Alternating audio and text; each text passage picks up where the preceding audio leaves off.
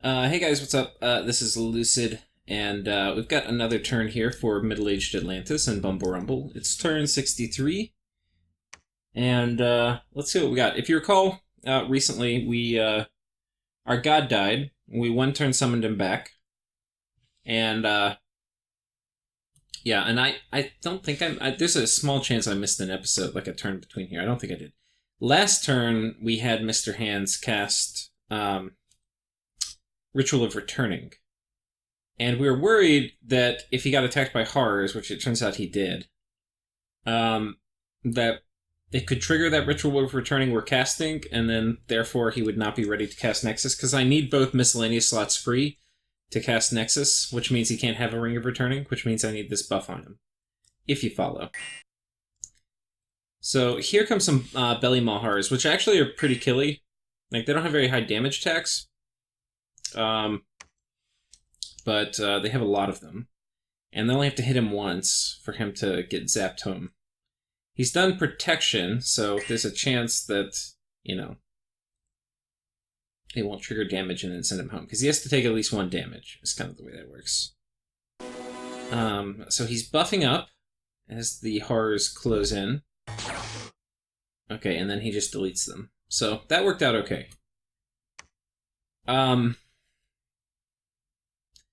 Yeah. So Mr. Hands is fine. So what that means is that we're set up to cast Arcane Nexus this turn, potentially. And for those of you who saw Mr. Hands, you can see that I've already kind of done the turn. This is my current turn, but I've done it, and anyway. So that is going to happen. But that was dependent on this kind of playing out right, and it did. We cast Augury, didn't find anything, and then we have a battle. Yes is attacking us. Okay, so this is the province that we've been doing our Acid Storm Trap, that I've been belaboring, because I don't have a real army here, but I have 50 PD, and he sent scouts in here, he knows I have this guy. And he can just kind of come in and kill my 50 PD whenever he wants to, and then he's probably going to also kill this guy. Which, I don't really like throwing away mages with shit on them, but this is what we have. But once you have 50 PD, I would rather have the 50 PD die with Acid Storm up, so we do a good trade, rather than just let them die for free, but that means sacrificing my mage. So, this is most likely going to be a trade, but the question is, how good of a trade is it going to be? So, on the Yissian side, we have a fair amount of mages, which is really good for me, because there's a good chance I'm not going to kill a lot of the troops, but mages are going to die much faster to Acid Storm. And part of the reason for that is that Acid Storm is not very effective when they have armor, but as it hits them, it will destroy their armor. So over the course of a long battle, it will kill most troops, but over the course of a short battle, it's mostly going to hit mages. Okay, we've got a fair amount of the Yissian Man-at-Arms. We have some Kernau Noble Warriors. And not that many, it looks like about 15 Movark Knights. And then a Lore Master, and then one of the Princesses, or Morgan Champion, excuse me. And then on my side, 50 PD plus Acid Storm. So let's see how it goes. Oops, wrong key. Okay, so here we go. Turn 1 Acid Storm. He's doing Legions of Steel. Acid Storm is coming down. You can see he has some Soul Slay Communions go up. Or spells casting go off. It's hitting, that's what this little effect was right here. It's hitting a lot of my infantry. Fortunately, it's not going for my mage in the back. Legions of Steel coming off. Now, these guys have a lot of protection. 20 protection. One thing I'm not sure about, and it's probably something that would be good to get sure about, is I don't think you can see any of the debuffs for Acid Storm, which I know is strange, but we'll actually watch it damage somebody and then check.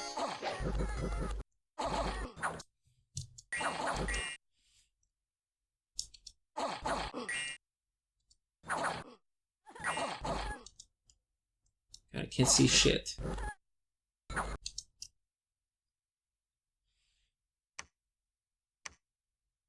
Yeah, you can't see any of the debuffs, but it is... Okay, so there's a question. Is it a bug? Because really a lot of these guys are not dying. Or is it just not in the GUI? Because so far it's been out for a while and I don't see any of the acid debuffs. I don't actually know what it looks like. It might actually be worth kind of throwing up a test game.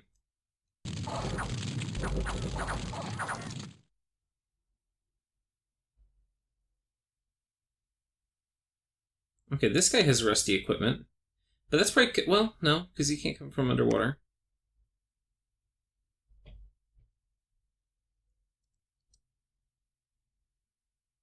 That guy has rusty equipment. This guy does.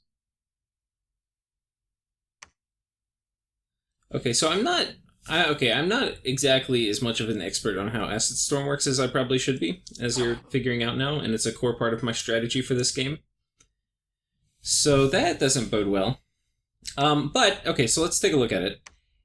He attacked. We killed 4 of his Kernel Druids. 4 out of 4. These are 165 gold. We killed 6 out of 8 Yisian Druids. So that's... and they're also 160 gold. So, just here, we've killed 10 mages that are 160 gold, so that's 1,600 gold. We killed 1 Lore Master that's 300 gold, so we're up to 1,900. And then we killed 2 Knights, which is another 200, so we're up to 2,100. And then we killed a fair amount of Nobles, like 5 dudes. So anyway, we killed about 20, probably like 2,400 worth of shit, especially if you account for the, like, potentially some of these guys that ran could have died. Because I think, well, actually, maybe I'm wrong. Maybe the Yisian Druids who ran, maybe the ones who were still on the battlefield, or that didn't show up as dying, were still on the battlefield at the end. I don't think this was a great trade. This was really kind of protecting a sunk cost. Like, this was a ton of gold. I don't know how much it was, but it was close. I mean, it was over 1,000, I think. And then this guy was kind of expensive. So I probably got a good trade in terms of gold, but it's a far better trade that I would have gotten if I didn't have this guy here. So I think it was probably the right call keeping him here, but it kind of sucks because, I don't know, I was forced to lose a mage and some shit, but now his army, which had a lot of mage support, has very little mage support. So that's good. That's actually really good. So, anyway, I think that's okay. I'm cool with that. Very cool with that. We get attacked by some brigands, but comically, it's on a province that I had done a PD dump in for the war with Pelagia a long time ago. So, the lobsters apparently are pacifists, and they are going about grazing on the seafloor. Meanwhile, these hungry sea cattle centaur people come and kill them. And, yeah, okay, so that's basically it for this turn. Now, we have fun stuff going on, and I kind of... How am I going to do this? I want to show you how much I put into casting Nexus. So we have 510. I had to alchemize all my fire, which was about 20 fire gems. All my air, which I think was about 30 air gems, so it could have been more. All my earth, which was a lot. I had like 100 earth gems. I had about 20 death gems and about 20 nature gems, and I alchemized everything here. I also alchemized about 15 water, but I really tried not to alchemize water, because shortly after this we're going to be going after Celestial Rainbow. But I probably am still going to need a few turns to do that. So, anyway. And actually, one of the odd things about having Nexus up is it gives some kind of weird payback mechanics for gem exchange. So, like, if I get pearls from Nexus and I want to reinvest them into water, normally it's like, every 2 pearls I get 1 water gem. Well, if I have Nexus up, then if I spend the water gems, I get a quarter of them back. So, basically, it's a slight discount. Yeah, I get a quarter of them back as pearls, so it still doesn't change it that much, but it makes it basically I get like 0.6 something per pearl, so there's less of an incentive to not alchemize your pearls into other stuff. But anyway, so yeah, we're doing Nexus. I'm doing it with 510. I don't really like doing round numbers, but sometimes I do. I don't know. I think I just kind of mix it up, which I think is a good strategy for globals. Mixing it up. Sometimes I do at cost, sometimes I do way higher. I think with Nexus this game, I'm either going to do it at cost or I'm going to do it way higher, and I'm probably not going to do it too much in between, though I might. But the thing is, like, if I do it really high, and if they ever overcast it, and then I cast it again, but for not very much, then, yeah. But I think with 500, there's a good chance it stays up all game. And I expect I'll get at least 70 pearls a turn from this. So it will pay itself back actually pretty quickly. But less quickly when you factor in that I had to alchemize to get all these. Because obviously to get that full gem income back will take longer. I think we'll be empowering Mr. Hands in Astral, and then we'll be doing... I'm not sure. We'll have to figure out all the stuff we're going to do. But I kind of want to wish for Magic Power, which is going to give me even higher Astral, and it's going to give me one in every path. So I think that would be pretty good to do.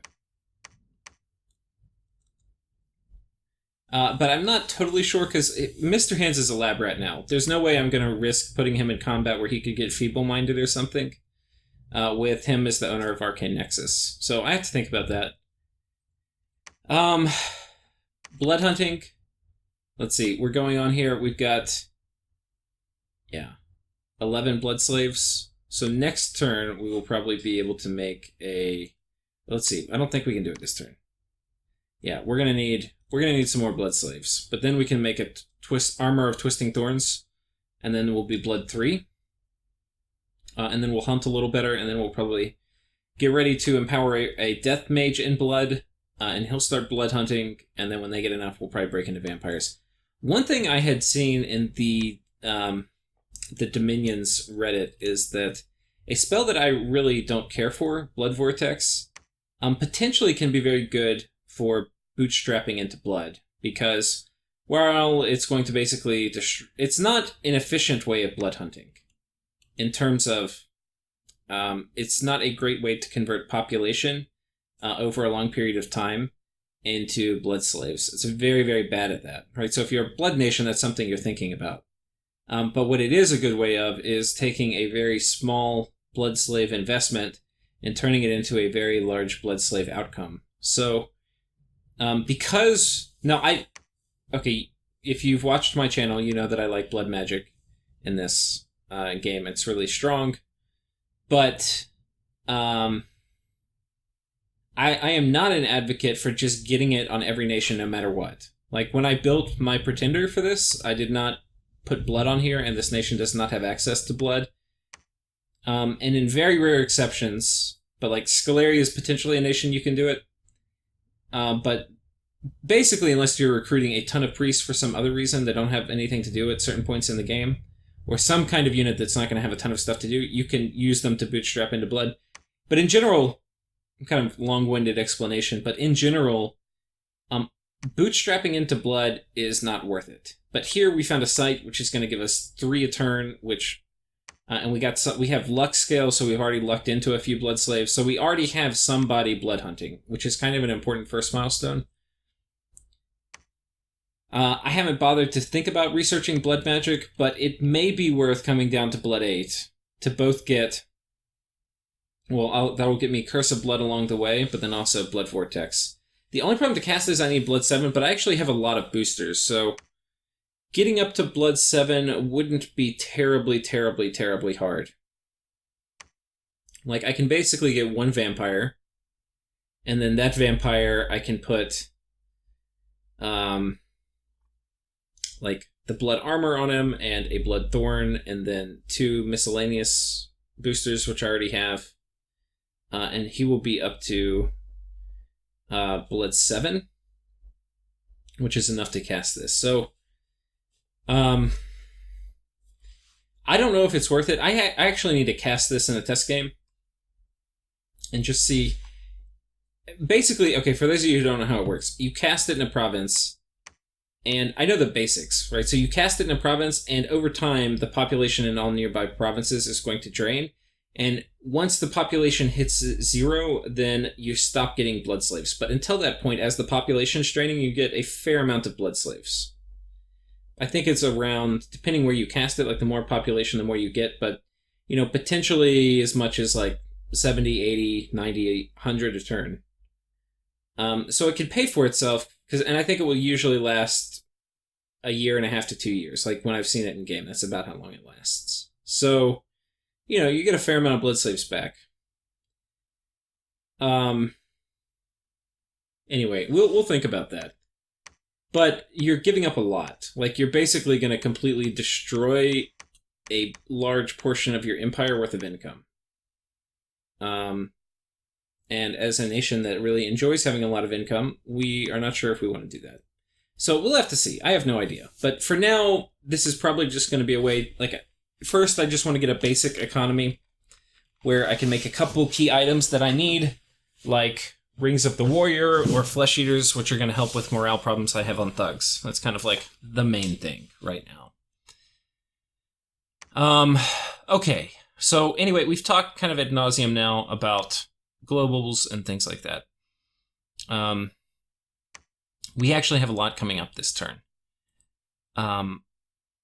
There is a Ysian force here. The main army cannot go here and get here in time, but they could go here. They probably know I'm going to attack. I moved to...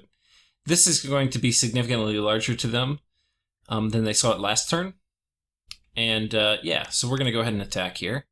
It's possible, or I think likely, that the Movarks of this army could reinforce the PD here, and he could have other Movarks, which he's been commuting, which are going to come up and join us. So let's take a look real quick at what we have here. I've got a fair amount of water mages who are going to be spamming out Frostfiend, Quagmire, Falling Frost, and then... Wait, does this guy have... I probably should also do... Grip of Winter. I don't seem to have a ton of extra nature gems. Water gems, which kind of sucks. Oh, but this guy might be able to make it. Oh!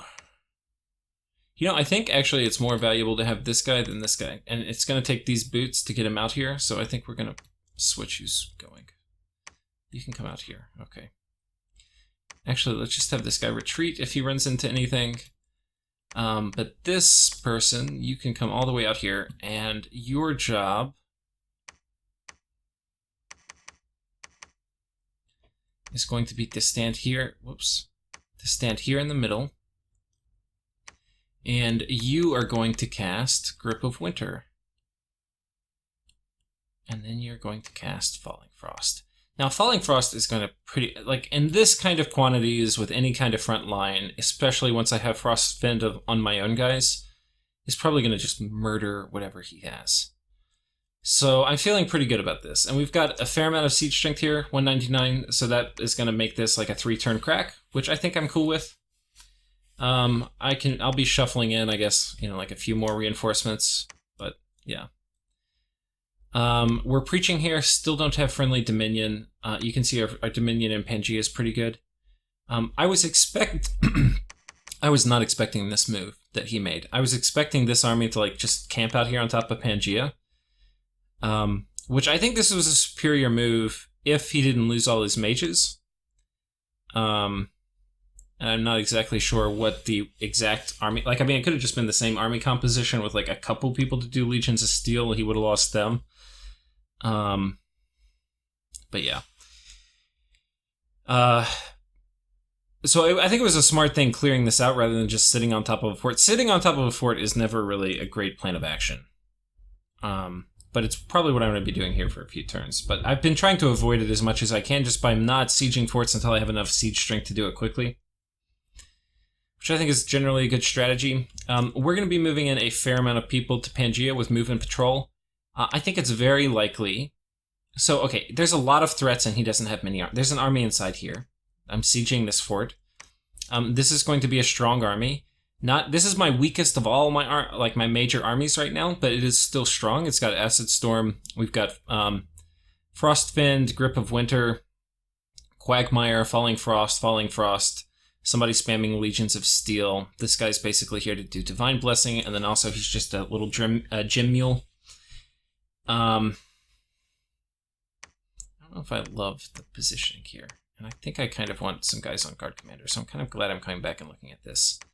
So, let's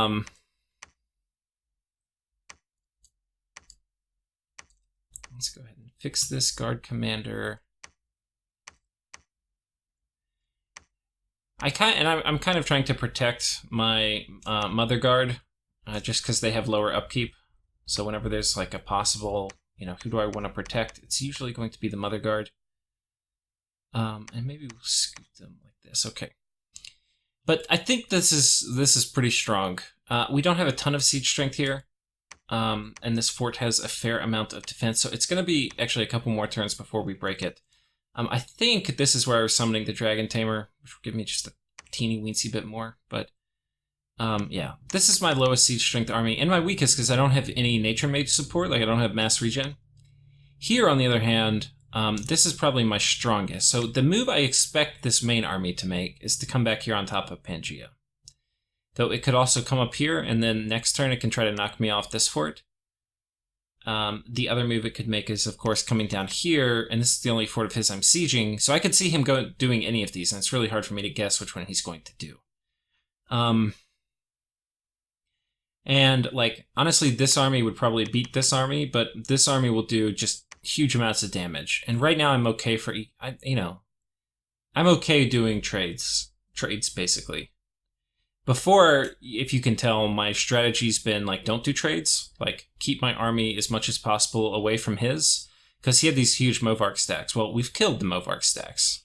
He's got, like, a few Movarks. And we have some of our good battle magic online. And things like Falling Frost are going to delete Movarks. So, that's what we've got. Okay, so this army, we've already talked about it, but I'll go over it again. Acid Rain. I'm sorry, this should be Acid Storm. This is why you come back and check stuff, guys. Acid Storm and then a bunch of Acid Rain, Falling Frost. Yeah. I think we'll be good. Anti-Magic going up. We've got our Grip of Winter caster coming in. Frostfiend caster. I think this is a very solid army. The only thing... Yeah, I think these guys are going to be holding attack on, like, the real front.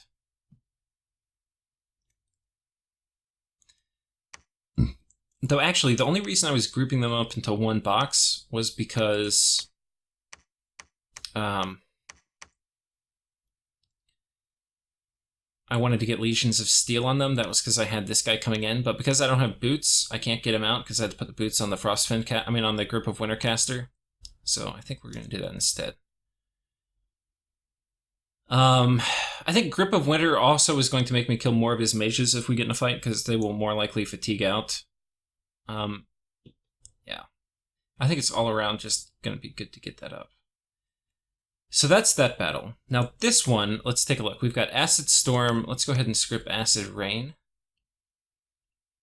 After that. Okay, wait, so you got Move and Patrol. Okay, so everybody you see with Move and Patrol is going to be Fight or Patrol. This guy's going to be doing Foul Vapors. This guy's doing Acid Storm, Acid Rain. So this army is pretty tough because we're doing Foul Vapors.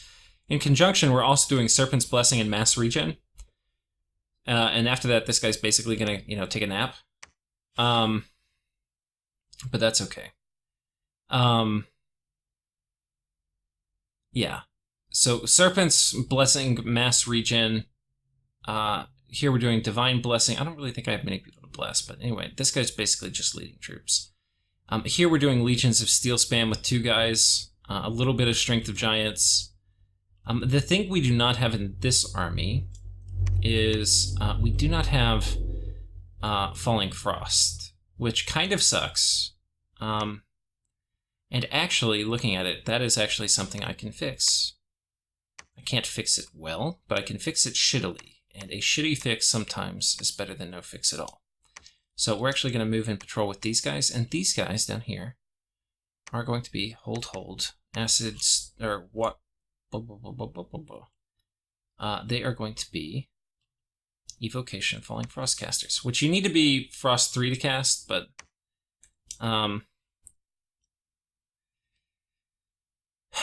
should work. The only problem here is these guys can easily get deleted by Acid Storm, which they're just going to have to live with, to be honest.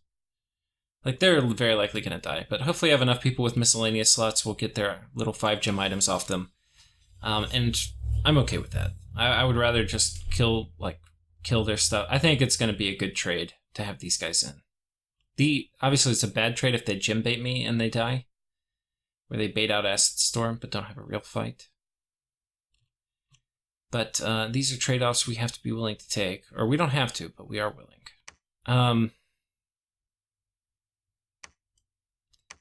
I don't have a Water 5 here I could move out. I kind of wish I had more Water 5s in this portion. I have a lot of Water Fire, which are really good, but for land invasions, you really want those water randoms. Now,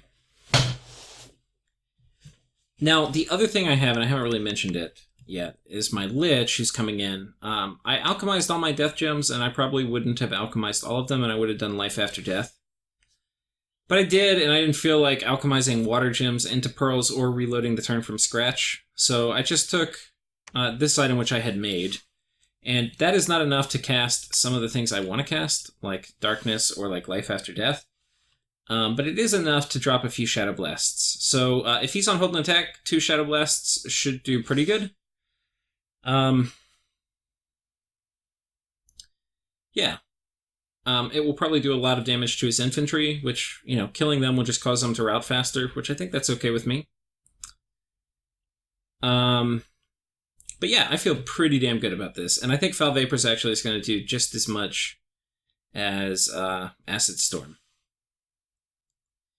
So this should be a pretty damn strong army. Yeah, we're continuing to preach here, and I think we've already talked about, this battle. This is my weakest, but it's basically, I think some of our spellcasting's better, but we don't have a lot of all the defensive buffs. I really need to get another Ivy King down there, but that will have to wait, because right now everything got alchemized for Arcane Nexus. So I think this is my first time to really do Arcane Nexus at a good timing. I think every other time I've cast it in a game, I've cast it like turn 80 or 90. Because it's one of those things, it's strong enough that if you put it up, people are going to try to take it down or kill you. And you have to be really careful about when you cast it, but then if you cast it too late in the game, there's not enough time in the game for it to pay itself back very well. Especially when you're like doing crazy things like alchemizing all sorts of shit to cast it. So I think a lot of times I probably cast it, it's been the wrong move, but I think in this case it's a very good move. Because A, I had traded for a lot of my pearl income, so I didn't have to alchemize as much, and then B, I'm getting it off pretty early. Like turn 63 is pretty early for Nexus to go off. And like all the global slots are full, but I'm basically guaranteed to knock one down. And there's a very low chance it knocks one of my own down. So that's another good thing about casting it first. Because like potentially I could knock Celestial Rainbow down. Which I don't want to because I'm about to steal it from him. But if I did, that's okay. But yeah, I mean, these are all things like by the time you have Nexus researched, it's likely all the global slots are full, and then you're going to have to overcast with a shit ton of stuff because you have to basically guarantee knocking out a global. So that's what we're doing. But I think that's all good. I think we're good. Yeah. So at any rate, tune in next episode, and hopefully we get to see a cool battle wherever this army chooses to go. And yeah, see you guys then.